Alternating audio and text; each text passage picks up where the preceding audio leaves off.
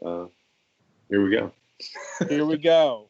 We are on. We are on a roll. So yeah, man, we were talking before this about the coronavirus a little bit, and I don't want to talk about it too much because I think people are inundated right now with COVID-19 and stuff like that. But I do want to say that I think it's a very interesting time to be doing stuff like what you and I are doing. There's a lot of people who are doing internet shows now for the first time, who are doing podcasts or YouTube channels or Twitch streams for the first time. And isn't that phenomenal? Isn't that cool? And obviously, we are in the midst of a crisis. We're in the midst of a pandemic. However, like you were saying before the show, it's we're learning more and more about what this virus actually is, how it's actually being classified and diagnosed. And we're seeing that there is some funny business going on with these numbers that we're seeing. And all of that goes to say what you're getting after, questioning authority. And now that doesn't mean that I think coronavirus is fake. I don't know if it was like man-made or whatever. I think it's probably most likely released by Mother Nature because she is very powerful and we have pissed her off to some degree. I think that might be what's going on here, that Mother Nature needed a break, needed to clear out all the smog and stuff like that. But what I'm getting after, just to finish this, is like, I think that we're seeing questioning authority is key right now because we need to know what's going on. We, the people, need to know what's going on. Yeah, I mean, to speak to what you're saying there, I think it would probably even be a benefit to us to start to look. We are, in my opinion, at a point where we could see the fall of the empire. We're a society in decay. If I look around, it doesn't seem like we're necessarily improving our position. So we have to be able to adapt. And one of the things I think we do is we set ourselves apart from nature. And we are not. We're part of the natural world. And I think even we can even start to think that way as man-made things, whether it be, pollution, LSD. I mean, you name it, we make it. We're nature. It's still made by nature, still part of a bigger divine plan. Right. So I think questioning whether or not this is good for us or, there's definitely something happening. There's definitely, people getting sick. But, I think if history teaches us anything, it teaches us that we oftentimes think we have it all figured out, only to find out later that we don't have it all figured out.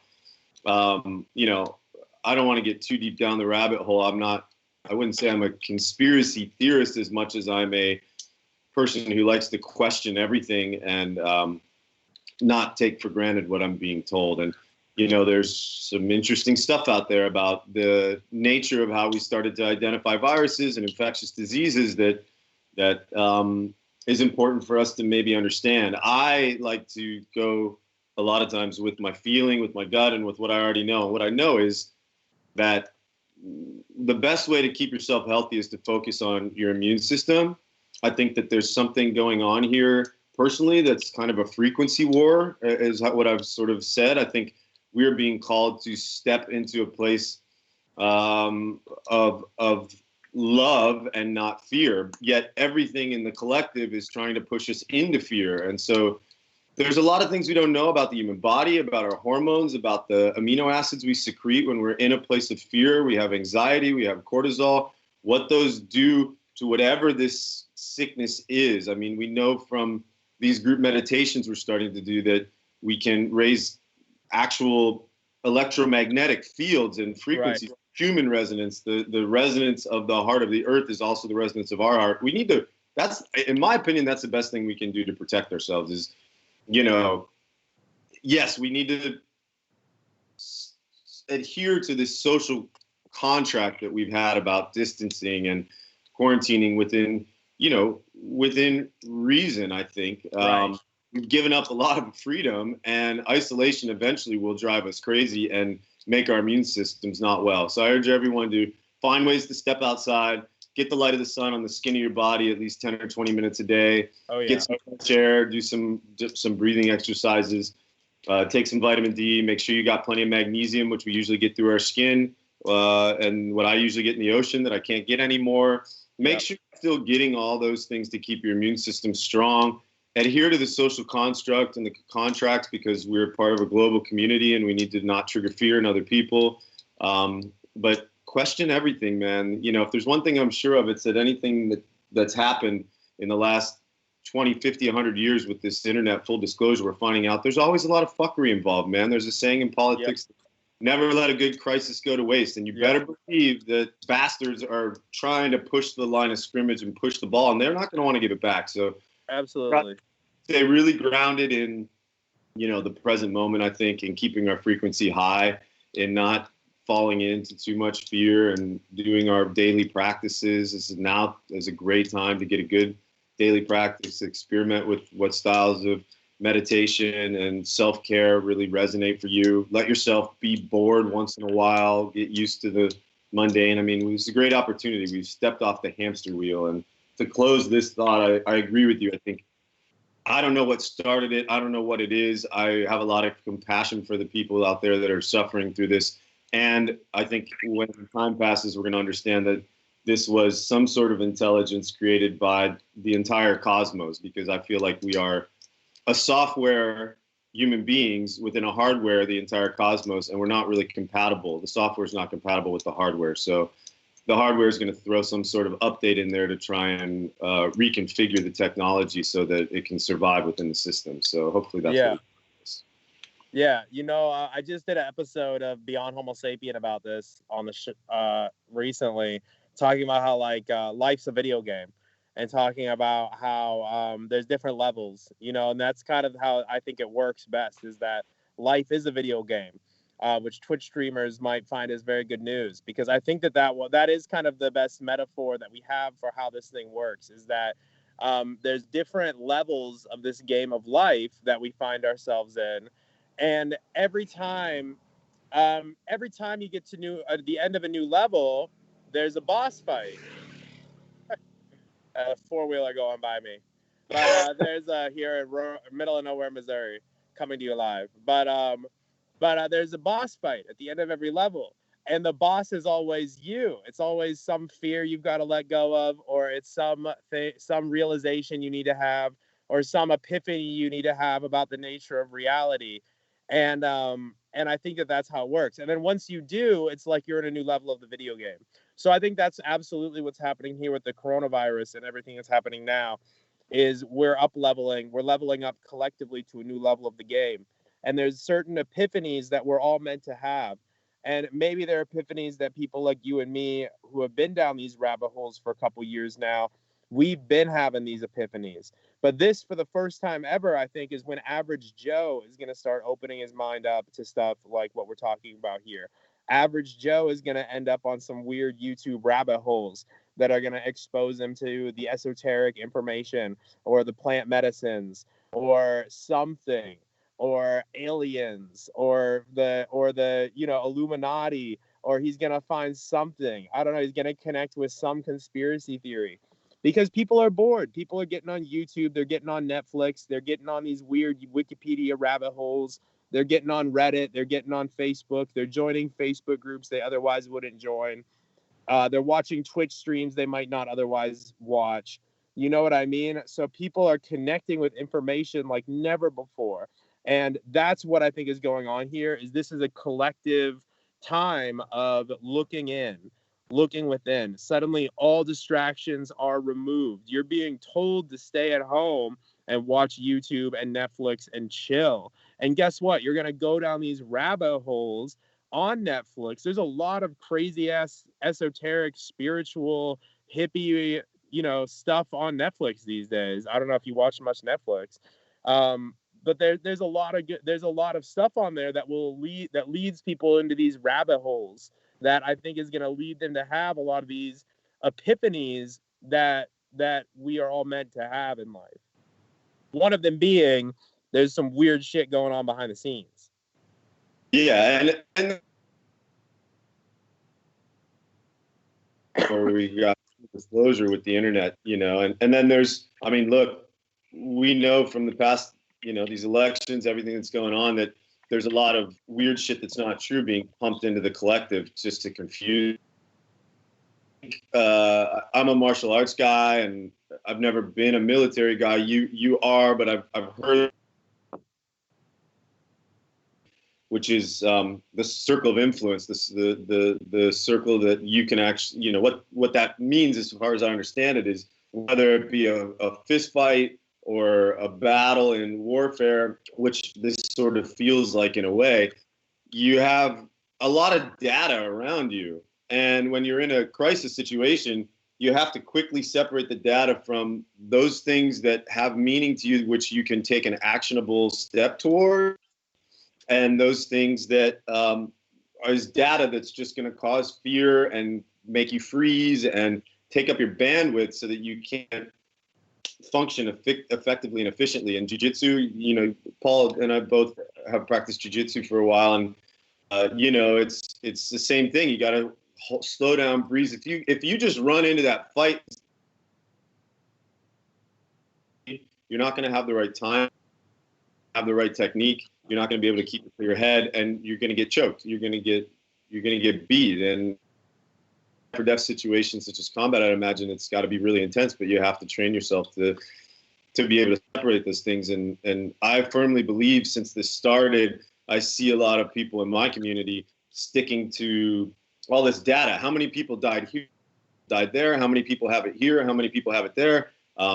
You know, what is the politics? What is this doing? What, you know, all these things. And I try and separate some of it out, because now that we have all this information, our brains, I don't believe, are really equipped to handle that much information. We didn't have this before. It used to be small tribes. I mean, right. You know, when the plague came in 1663, what's his name? Isaac was quarantined from wherever he was, Cambridge or something. And he, you know, I read that he, the theory of gravity. Like, do you think that would have happened if he was on his, you know, phone checking social media to see how much of this stuff is going on? So all of this to say, like, I'm finding it very helpful to spend a few minutes, a half hour, an hour a day trying to gather some information that you take actionable steps. And then the things that don't actually lead to some sort of effective action to increase the safety and the livelihood and the bliss and the peace of my community and myself are just really, you know, wasted. It's like running as an out and throwing shitty punches at somebody while they wait for you to, you know, get tired and kick your ass. So I find that to be really practical, to just kind of go, okay, is there something I can do? And for me, I'm finding that it all leads back to just taking care of my immune system. You know, I know that I'm and making sure I'm getting enough rest, and making sure I'm eating healthy, and making sure I'm still exercising and getting it within the confines of our social distancing. So yeah, absolutely, man. I guess I'll ask you if there's anything else you want to say on the coronavirus thing, because we're about 20 minutes in, and I think we said we didn't want to do a whole hour on this. No, let's talk about something else. What do you want to talk about? I don't know, man. Yeah, I really feel like. What did you say? Sex, plants, or rock and roll? Let's go plants. Okay. Plants. What's your favorite plant medicine of choice nowadays? It's always been mushrooms for me, for sure. Mushrooms, I've had several hundred mushroom trips in my life. I've always felt the deepest connection with them, for sure. Just had some really powerful experiences with them a couple of weeks ago, hypothetically. And then always cannabis. I'm blessed to be a medical marijuana patient here in Missouri, so I can smoke weed all day, and it helps me a lot. I'm on the autism spectrum, so weed helps me significantly, for sure. Helps me to reduce the pressure of life, kind of turns down all of the thoughts in my own head a little bit, and lets me to relax and just enjoy life a lot more, appreciate the flowers, appreciate nature quite a bit more. And I found that it helps me a lot with exercise and moving my body and stuff like that. So yeah, really those two. Mushrooms more for the big journeys, you know, the bigger stuff, and then cannabis more for daily use. What about you? You know, I mean, I'm a weed man from way back. I've been a cannabis fan since I was a teenager. I found it helped me. In fact, I'll tell a story of the first time I realized what a beautiful tool it was I was in high school, and I really liked smoking weed, and I had a creative essay that I had to write for my English class, and I rolled a joint and I set it next to my blank paper, and I said to myself, when I finish this paper, I'm going to go smoke this joint. Uh, And I for like an hour or two, writing a sentence, the old like cliche, crumpling the paper up, throwing it in the corner. Hour goes by, there's a stack of papers in the corner. Fuck this, I'm just going to go outside and smoke the joint. So go outside, smoke the joint, come back in and listen to some Jimi Hendrix. Jimi Hendrix, a story, it was the song Castles Made of Sand.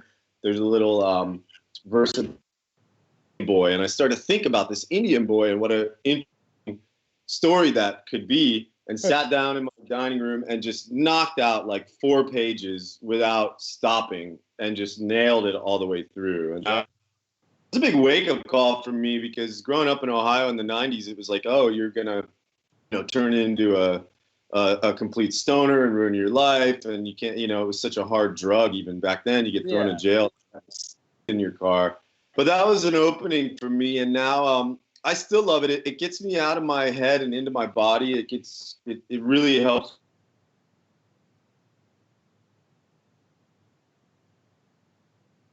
Kind of consider it sort of a self-care, self-love ritual where I'll spend an hour or two listening to some good music, sometimes on the shrooms too, and just like foam roll my whole body. I also find if I'm really spending a lot of time on my device, looking at social media or texting and being in that world, if I take a little hit, I can just set it down and I'll just fucking forget about the thing. I'll put on some music and, so I find that a really good medicine. But I love them all, man. I'm a big fan of San Pedro. I've had a lot of ayahuasca journeys that have been profound. I think is probably one of the most powerful things in that you can do.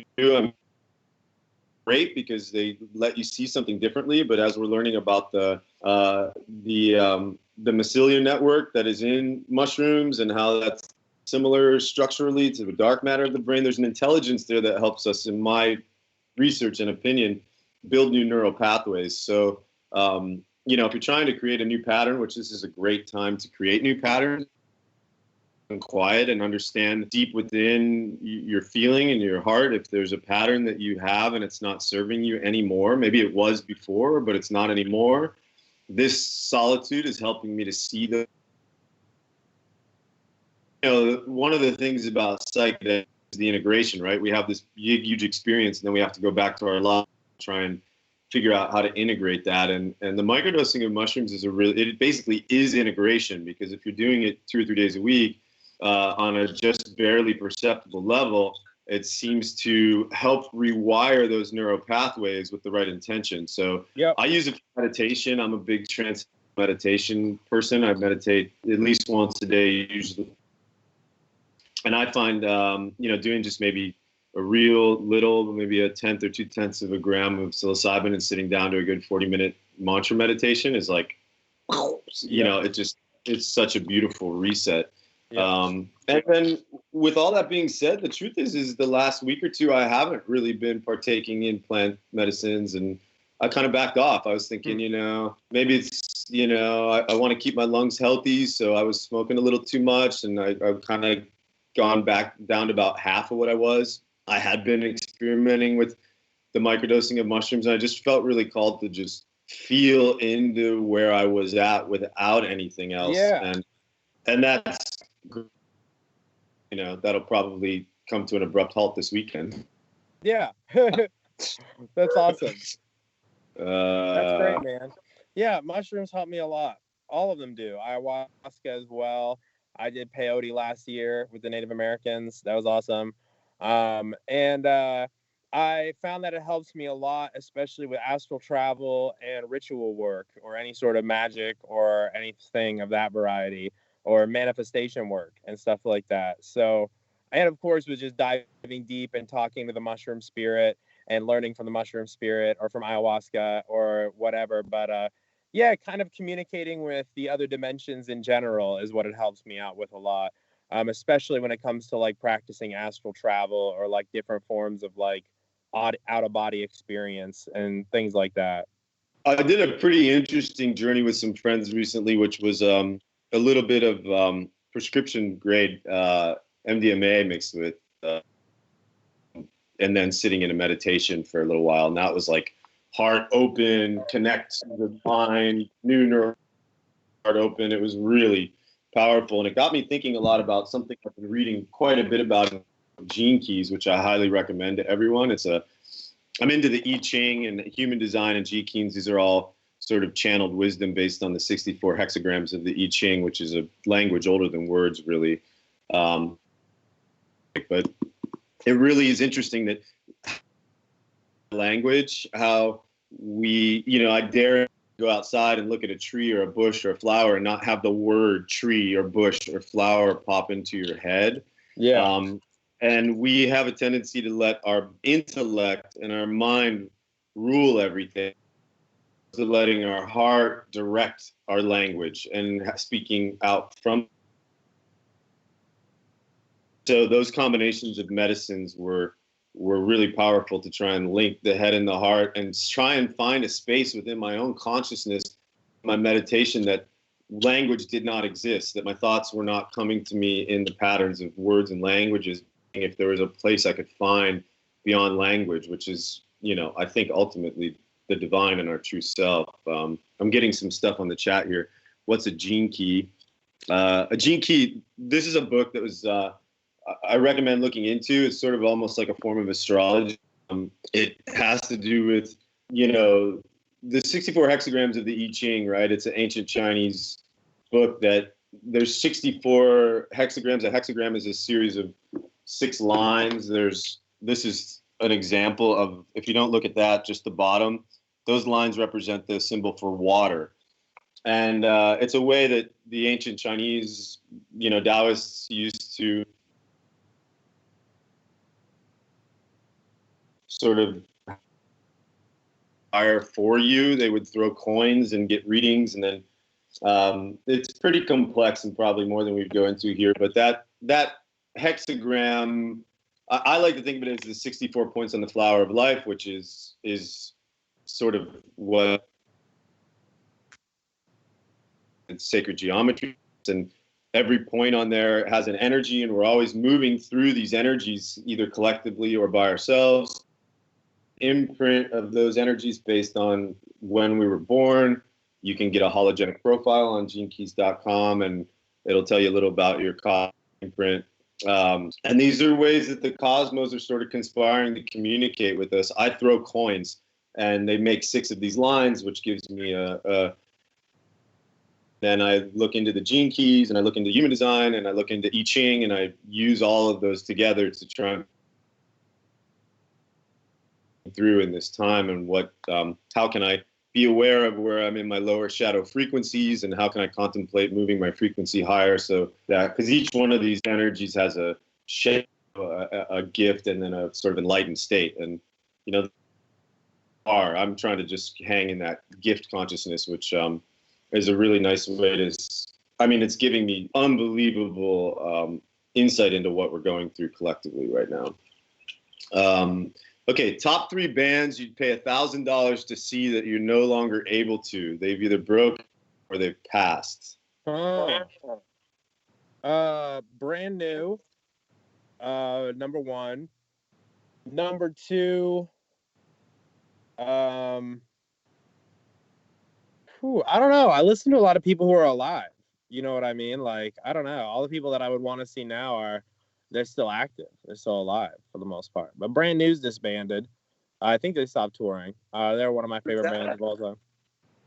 Huh? Who was that? The second one? Brand New. That's what I'm saying. Is yeah. That one.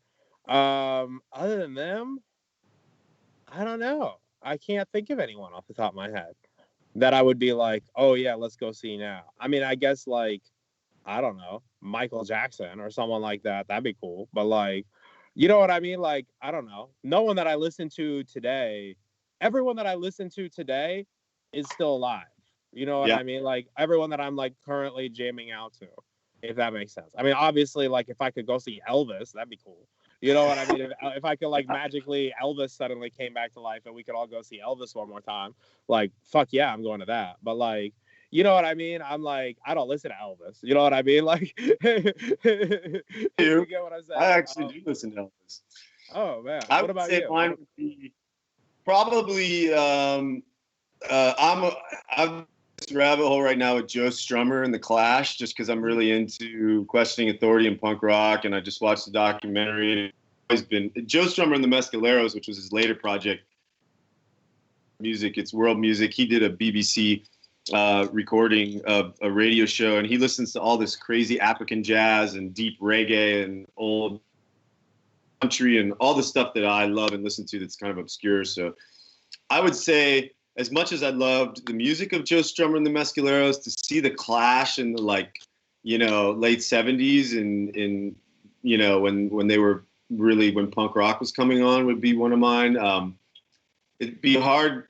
It's hard to say somebody, Jimi Hendrix, Jim Morrison and the Doors, maybe Led Zeppelin, all those bands that are no longer playing sometime in the late 60s or early 70s would probably be really high up there on my list. Yeah. And then I saw Stone Temple Pilots in the 90s multiple times, and those were the best concerts I ever saw. Scott Weiland was the best on-stage performer I had ever seen. So I'm going to go with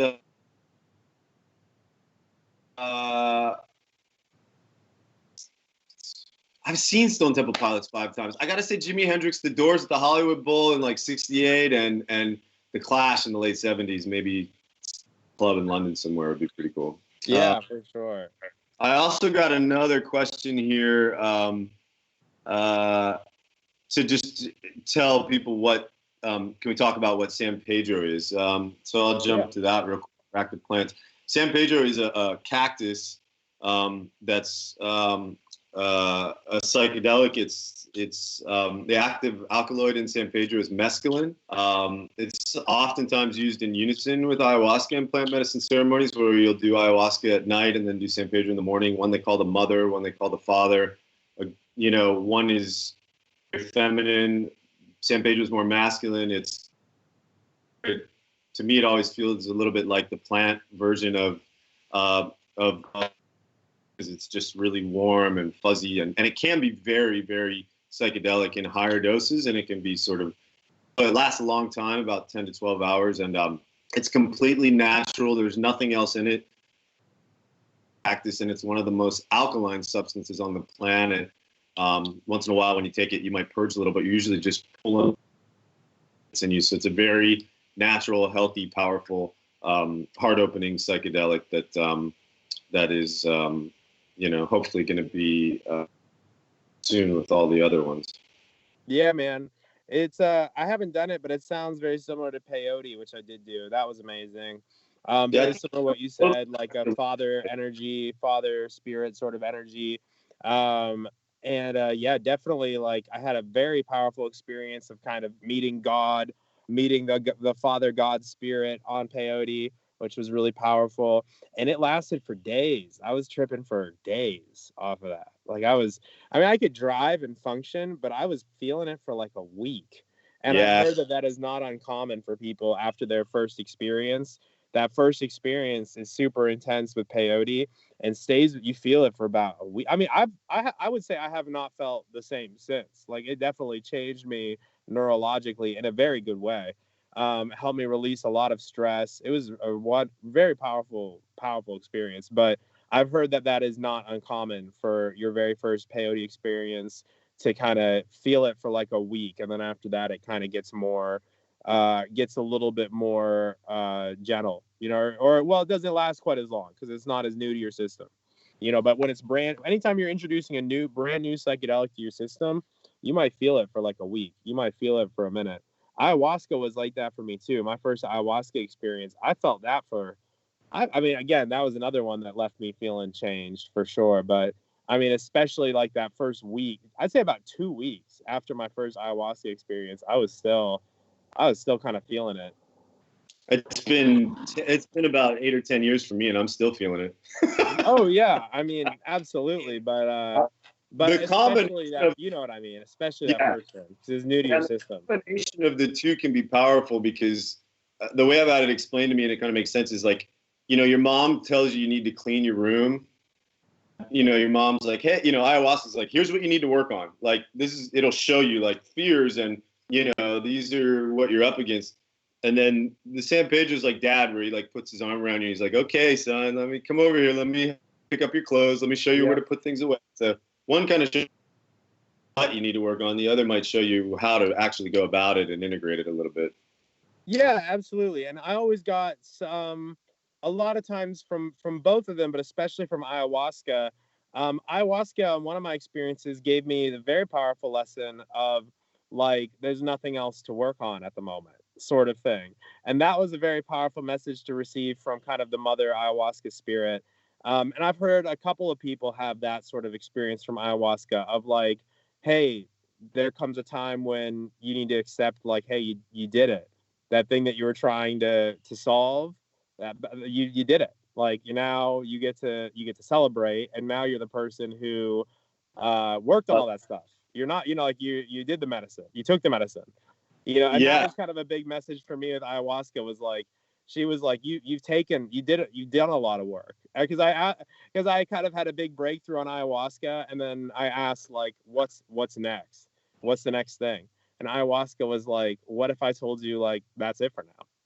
Like you might have, more struggles will come up as you go through life, but like I think you're good for now. Like you took the medicine. And I asked her, I was like, does that mean I should stop taking psychedelics? And because I took the medicine, she was like, no, that's when the fun begins. Now you can just enjoy it and have a great time because you faced your demons. And now you get to just enjoy, but she's like, no. I was like, okay, so what should we do? And then the rest of the time I just was like, I was just dancing and playing drums, and I slept great that night.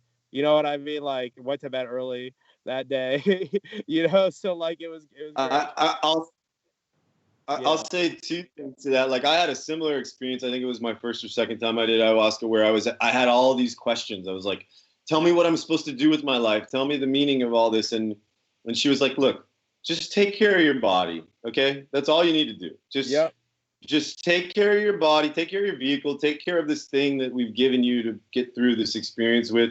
And the rest is going to be handled. The rest is going to be taken care of, which makes so much sense now because I wasn't acting then and I am now. And I sort of view my body as my instrument. So I really did need to focus on that. And it was beautiful. The other thing you touched on, which, I love that you said, is like, I see a lot in the plant medicine community. There's this balance between reverence and I guess irreverence, for lack of a better term, that I think is important to keep the tension in things. And, it's so important to have clear intention and ceremony, but it's also so important to realize that ceremony is celebration. And there can be this idea that if you're having fun or laughing or something like that, that it's somehow not as sacred. I'm kind of notorious when I've been in plant medicine ceremonies. After the shaman leaves, I'm like, there they go, and turning on like the Rolling Stones and just like ready to dance around and party, because I think it's important for us to remember that this whole life is celebration, and ceremony is celebration, and community is celebration, and even the hard stuff, man. It's the duality of life. We have to understand that we're all going to die. We're all going to lose everything that we've ever loved. We come to this earth to break our hearts and grow and open our hearts through the breaking of our hearts. And so we have to embrace the totality of life. We can't understand these blissful moments without understanding some of these more suffering moments. So, I think being willingly ready to bleed, so to speak, not necessarily physically, but just to go in there and go like, okay, let's do this. We're going to ceremony. We're going to celebrate. We're going to puke. We're going to cry. We're going to do whatever comes our way. But I'm not going to be afraid to say that I feel great, and I also kind of want to party in this space, not with reverence. I think for me that always really resonates. Oh yeah, absolutely, man. It's not it's supposed to be a fun time. Life's supposed to be a fun party. That's kind of the whole message of these plants. A lot of times that I found is like that we don't take it easy enough.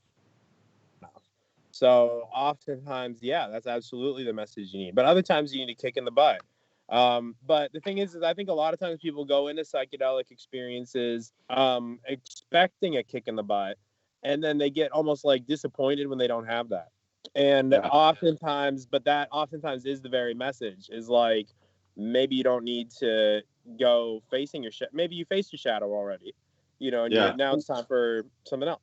Now it's time for some more action or something like that. Like, I don't know. Stillness. I always have, a lot of times with mushrooms, I always have asked the mushroom spirit for guidance so many times, and I've gotten a lot of guidance. But like, I remember during some times in Germany, when I lived in Germany, and it was very stressful for me. This is when I first started taking mushrooms. I was going through a really hard time in my life for a lot of reasons, and I would always ask for guidance on like, what should I be doing? What should I be doing? And the answer was always the same. The mushroom spirit always said to me, like, just go for more walks, meditate more, read more books, and work on your podcast and the other creative things that you're into. And I was always like, I always thought like, oh, but okay, but after I do that, what next? Was Yeah. always like what I was after. Like, okay, I was like, okay, got it. But after that, what next? The answer was always been like, no, So that's always been the answer. Yeah, that's true.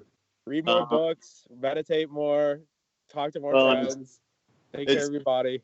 it's part of what's been so good about this quarantine is just getting off the hamster wheel. I didn't realize how hard I was in the rat race. I mean, I think I did deep down, but just waking up every day knowing that I didn't have anything I had to do was such a blessing to just declutch, just allow there to be space. I mean, all good creativity comes out of a void, not at, I mean, it's all fucking chaos, but there's important to allow that womb, that void to sort of be so that creativity can flourish. We got like 12 minutes, and we've talked about rock and roll, and we've talked about plants. We haven't talked about. Maybe we should talk about something about relationships. Are you in a relationship? Yes, I am. Huh? How long have you been in that relationship? We've been together for a year, me and my girlfriend Jessie. Nice. How are you finding the quarantine? That. It's been great. Well, I just kind of arrived here where she lives. Well, I just came from my area in Mansfield, Missouri, which is about 3 hours away from here. And I was there by myself for like 3 weeks at my house. And then I just came here the other day to stay at her place in her area for the next like month or so. And so I've only been here like 2 days, but it's been great. I mean, we've lived together plenty of times before. We lived together for like almost like 9 months at the start of our relationship due to a variety of different circumstances. And so we've lived together before, but never at this place quite this long. Because this is her kind of new place that she's been at. She lives and works at a retreat center, which is at a 70-acre farm here in right outside of St. Louis, pretty much. And it's absolutely beautiful. So I'm super blessed to be able to stay here. So I'm going to be helping out on the farm a little bit and staying there here for about a month. I figured middle of nowhere, Missouri, on a 70-acre retreat center is definitely where I want to be. So that's where I'll be for the next month. So, but yeah, we've lived together before, so I'm looking forward to it. It's already going great. So life's really good. Nice, man. Yeah. What about you? Do you have a relationship going on right now? I have a relationship. And I guess the best way to qualify it is sort of a categorically non-monogamous lover. That's been just awesome. I mean, I haven't been in a committed sort of partnership, monogamous partnership, semi-monogamous partnership in probably a couple years, and I've been so focused on my career, and I was a 38-year-old guy that always felt like an artist without an art, and never was. And I used to put a lot of my seeking for some sort of filling of that void into my relationships, and had a lot of very fun, very wonderful, often toxic relationships. I think probably because of that, there was a codependency piece to it. Yeah. When I found acting, I just found it switched everything for me so much, because I was able to have a mission and have a purpose that I could go after, and then it really harmonized my relationship to the feminine that are in my life. And then I was just in a place of hustling, doing my thing. I met a young woman maybe 6-8 months ago, and we have discussed that we're not really doing the like partnership monogamy thing, but we have really good chemistry, and it's a really beautiful space to just explore and have zero expectations and be open. And God, what a blessing in this quarantine, because I'm home all the time by myself. She's home all the time by herself, and we get together a couple days a week and spend time together and cook food and love each other up. And this is kind of a controversial topic because there's this sort of, I don't want to get too down the rabbit hole, but there's a very strong social pressure right now that you're supposed to stay locked up in your house by yourself, and if you do anything less than that, you're trying to, kill my grandma or whatever. There's this there's this sort of thing right now. But I find that oxytocin, touch, cuddling, hugs, having some sense of connection. I mean, look, in prison, the punishment they do is they lock you up in a room by yourselves. I mean, that's worse than being in the general population with rapists and murderers. So we all have to use our own judgment on what make our frequency high and our immune system strong. And having someone to be intimate with, that's being responsible, and I'm also being responsible. And then being able to I love extreme isolation and extreme socialization. I don't really like to be in the middle all the time. I like to be totally alone for a long time, and then to have a lot of touch and attention and give attention and nourishment and nurturing. So yeah, beautiful space to be able to explore that, and more about just masculine and feminine dynamics. And time I did this woman, she teaches this class at a UCSD, I think it is, called like The Pursuit of Happiness, and it's a happiness class, which is all they're teaching that in a school. And we were talking about this yesterday.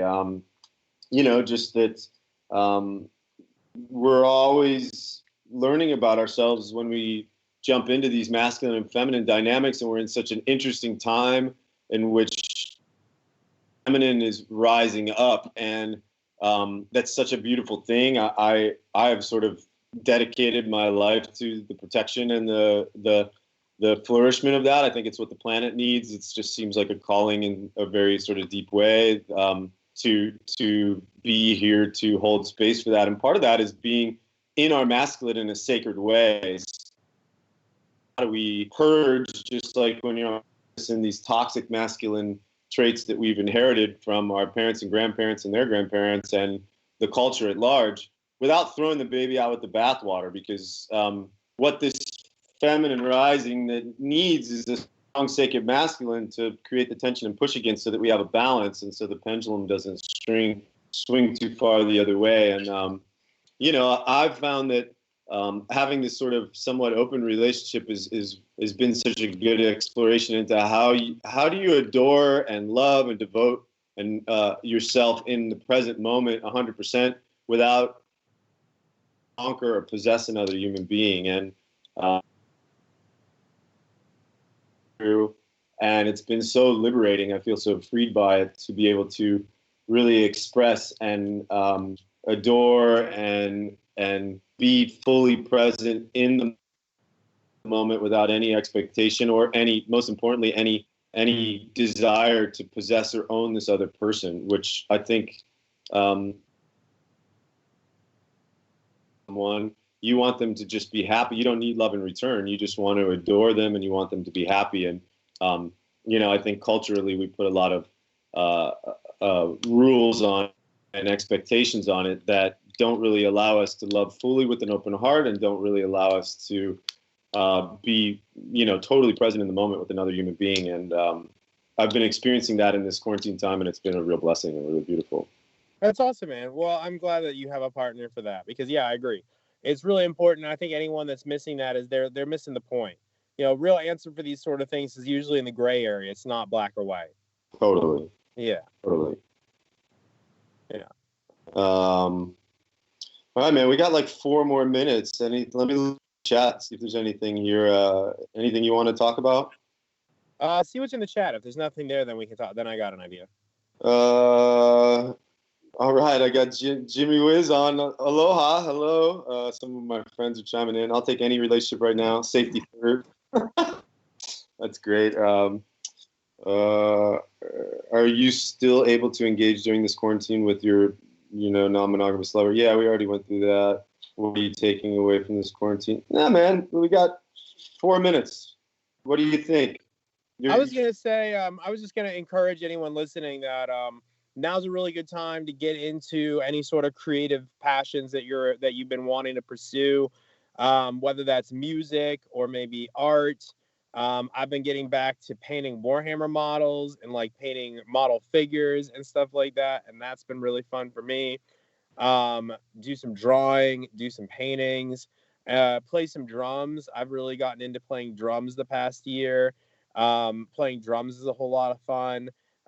So yeah, I started playing drums about a year ago. I got into this shamanic drumming and all that kind of stuff. So get into something like that if you've ever been called to it. Or maybe start a podcast or start a YouTube video or start a blog. Get out there, whatever is your best method for communicating, because now is the time, people. So if you're watching this, you've never started anything of your own, whether it's a Twitch channel or a YouTube channel or a podcast or a blog or whatever, or even if it's just posting more on social media. But I'd encourage you that to build something sustainable, build a platform, whether that's your own website or your own YouTube channel or your own Twitch channel, something where it's a sustainable sort of following that you can build on and eventually turn on to some sort of an online business if you wanted to, maybe down the road. So there's a lot of opportunity right now. But that opportunity might look like reading some books that you've been meaning to read for a long time, or taking a course, taking an online course or something. But use this time for personal development or professional development, or use it to start up a new stream of income. I've made money on eBay a lot in the last month. That's how I've been paying some of my bills, is selling on eBay. So there's a lot of things that people can do right now that do not involve sitting on the couch watching Netflix. Yeah, man, I want to say that as well. I think that I'll encourage anyone to see beauty in the world and create beauty. This is a beautiful time to bring new things up. And also to balance out what you said about the creating is just be okay being bored. Spend some time doing absolutely nothing. For sure. Maybe take a day and just decide you're not going to look at your computer. You're not going to look at your phone. You're just going to wake up and be alone for a whole day and find that balance. We've got about a minute. And I also want to thank you so much for being on this with me, Paul. I asked him to do it like last night or yesterday. And so I knew we could. Thank you too, because my mother, who's chiming in on the chat, she's a big fan of yours. She watches your content and you've been really, really helpful to her. She's, gone through some anxiety things and some things that you have and you've shared. And I mean, I don't know, man, it's just like nothing could be more to me than you having an impact on my mom. So I really, really dearly want to thank you so much from the bottom for that. So guys, thanks so much for tuning in to Sex, Plants, and Rock and Roll. We got 1 minute. I'm just going to blare some Joe Strummer and the Arrows. This is my favorite tune right now. It's called Mondo Bongo. I hope you check it out. Love you guys. Big kiss. Love you guys. Thank you. Something there.